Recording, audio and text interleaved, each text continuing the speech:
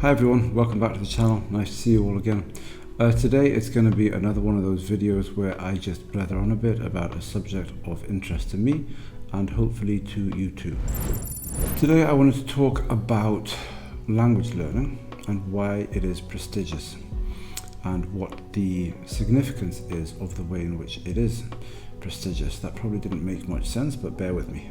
I probably don't have to tell anyone who's watching this video that there's all sorts of crud available on the internet and undoubtedly in other places too as to how you can learn a language in 3 months to fluency, learn a language in 2 months, learn a language in 7 days, learn a language in 6 months, whatever it may be.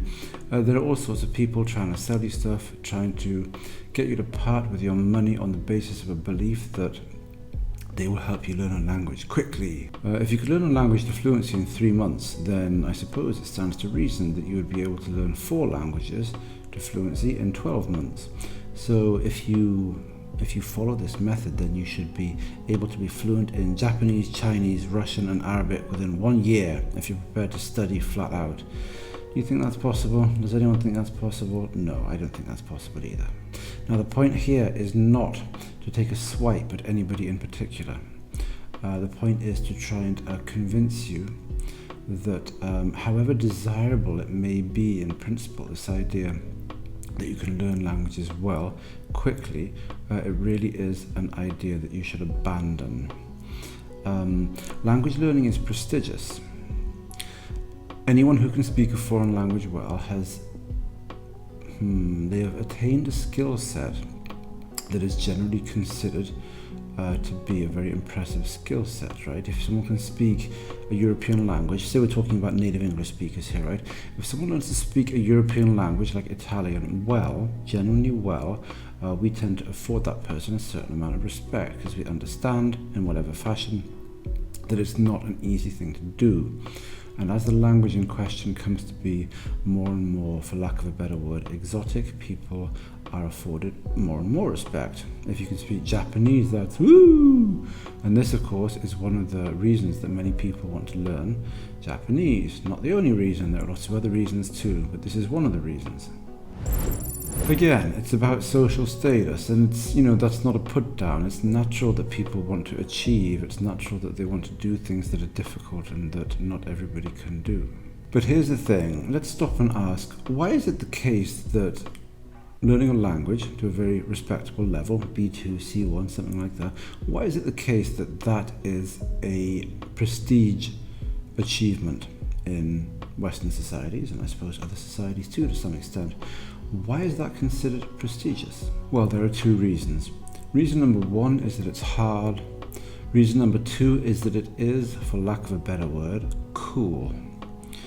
When it's easy to achieve, when it's easy to develop, let's say, a certain skill set, then developing that skill set will not be prestigious. So, for example, if you learn to make tomato soup, just some fairly bog standard tomato soup, that is quite a nice thing to be able to do. It's quite convenient, it's quite cool to be able to cook nice dishes for yourself, for your friends, when people come to visit.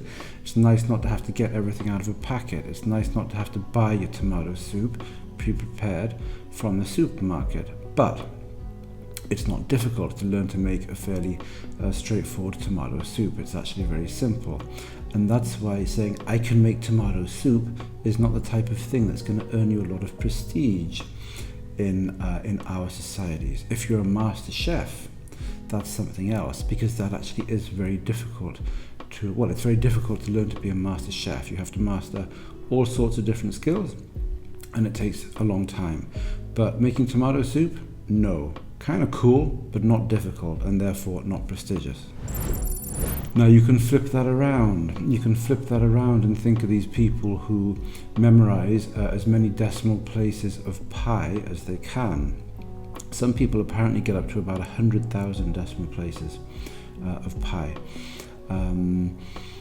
Personally, I can't see the point, and that brings us to what I want to say here. Is it hard to memorize pi to 100,000 decimal places? Undoubtedly it is. I would imagine that it is excruciatingly difficult to memorize 100,000 digits. But is it cool? People don't care about that, generally. There is a very small subculture that is interested, I think, in these incredible feats of memory, but it is indeed a very small subculture. Most of us do not give a stuff. I think most of us would think people were rather odd if they were interested in memorizing, I don't know, more than about 4 digits of pi. So this is not a prestige activity unless you happen to belong to that very small subculture of people that's interested in it. Why? Isn't it hard? Yes, it's hard, but it's not cool. What can you do with it? What can you do with your 97,000 digits of pi? Essentially nothing. So generally that sort of activity is not developing a skill set or an ability that could be considered prestigious, certainly for the overwhelming majority of us.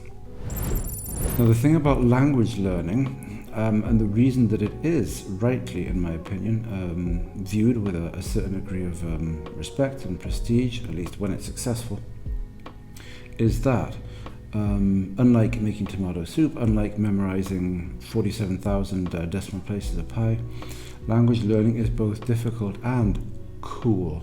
And I'm using the word cool here because it's not obvious which word I should use. Useful, helpful in your career, something that allows you to expand yourself socially, culturally, intellectually. Yes, language learning is all of these things, but that is a bit of a mouthful. Hence my use of the word cool here in this video, right? Language learning is cool, and it is also hard. Not everyone's going to be able to do it. It's certainly not the case that everyone's going to be able to learn Korean or Arabic.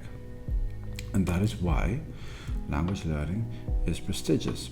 So if you take this sort of prestigious activity and try and boil it down into something that's actually trivially easy, if you can just stick out your study program for 3 months, if that were possible, then you would actually be stripping away from language learning one of the characteristics that makes it prestigious.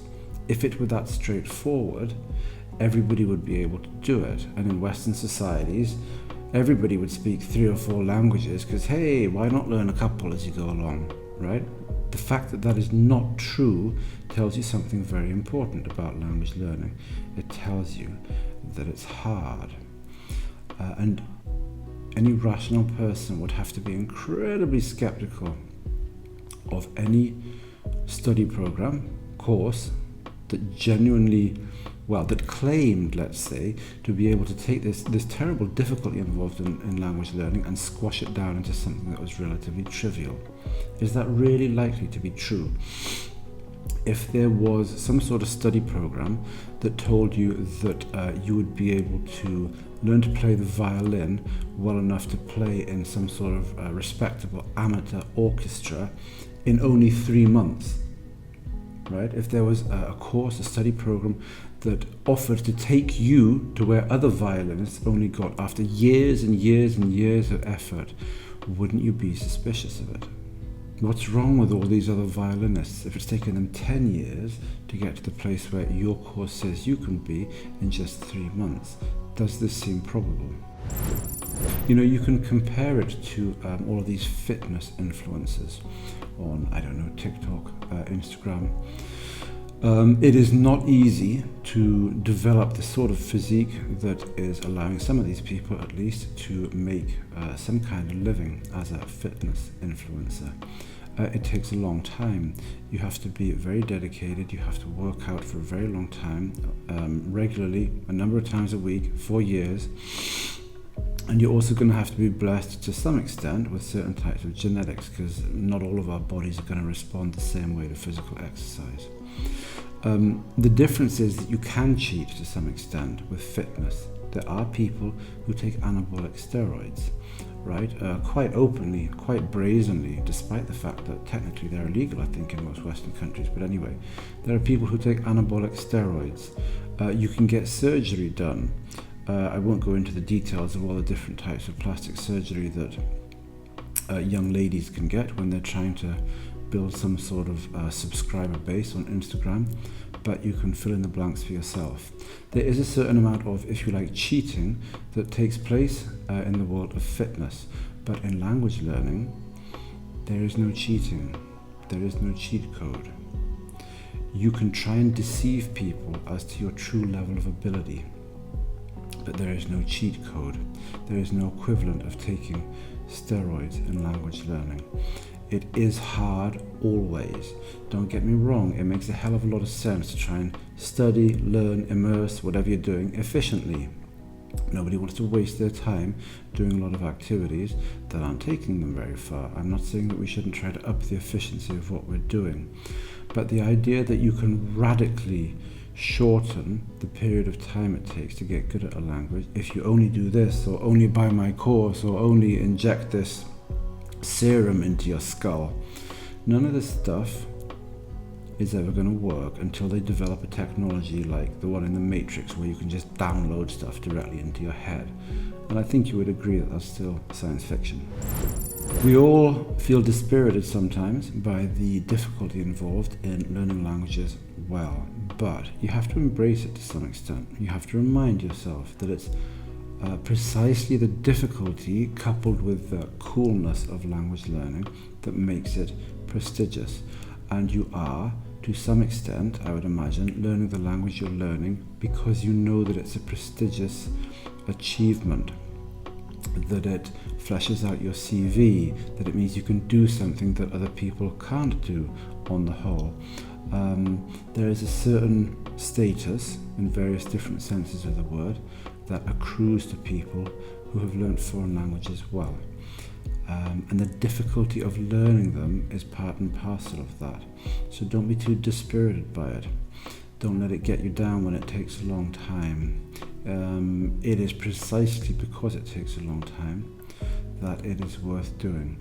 If you could really just press a button and download it into your head, like again in the Matrix, it wouldn't be worth very much, right? When Trinity learns to fly a chopper in the Matrix in like 3 seconds flat, we don't think, wow, she's so amazing. She didn't do anything, they just downloaded it into her head. The difficulty and the value of language learning are all bundled up with each other. You can't break them apart, right? So we should not be too despondent or too dispirited when we encounter difficulties or when we feel that the process is taking a long time. That is really all I wanted to say today. Thank you for listening, if you were listening. And of course, if there's anything you want me to talk about in particular on the channel, you could let me know and I will try to make a video about it. So until next time, thanks very much for your attention today, and ciao ciao, bye bye.